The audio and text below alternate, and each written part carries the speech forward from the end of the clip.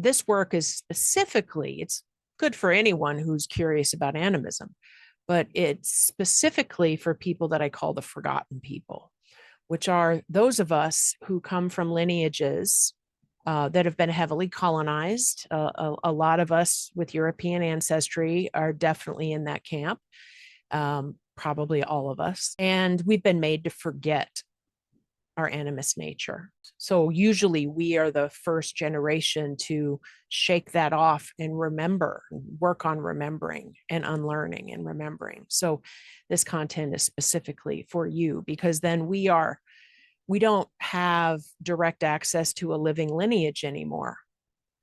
We have to create one for going forward into our benevolent future.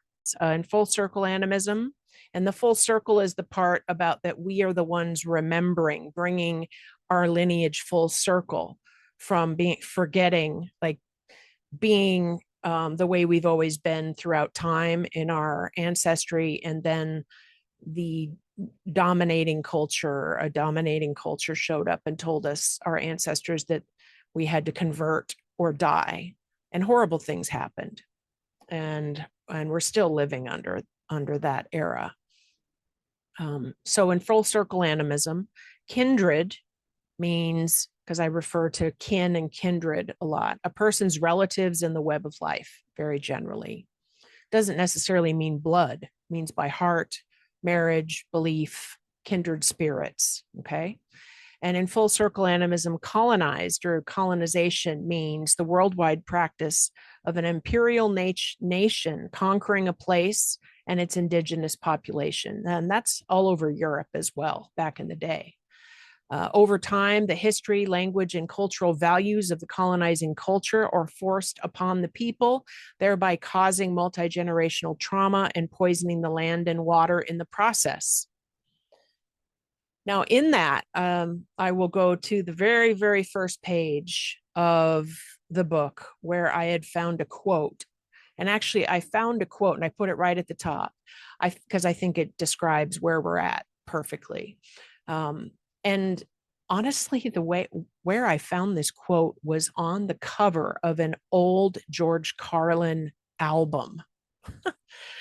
And it just said anonymous. I don't think they knew who it was by. And then when I was getting ready to, I'm editing this version, I put the quote in Google, and the origin actually came up. And it's from a piece called The Tainted Grain by a rabbi in 1805 named Rebbe Nachman. And so here is what this quote is. I think it's very applicable to our lineages and what we're trying to do. Here it is. Once upon a time, there was a community whose harvest came in and it was poisonous. Those who ate it would become insane. There is but one thing to do, said the elder. We must eat the grain to survive, but there must be those among us who remember that we are insane. Sounds familiar, right? In this book are multiple poems that back in the days when I wrote the original version. And so here is one. This is probably from 1999. Do you remember? Do you remember the time when we danced because we heard the earth call? No need to speak the same language because the rhythm spoke for us all. Our ancestral connections guide travels to places forever in our minds, to gather healing medicine for ourselves and our allies. Where did these times go, you ask? I have wondered this myself. And as I continue to practice love, I find them hiding on a dusty old mind shelf. Mind, not mine, mind shelf. We may feel alone and we may look around and see pain.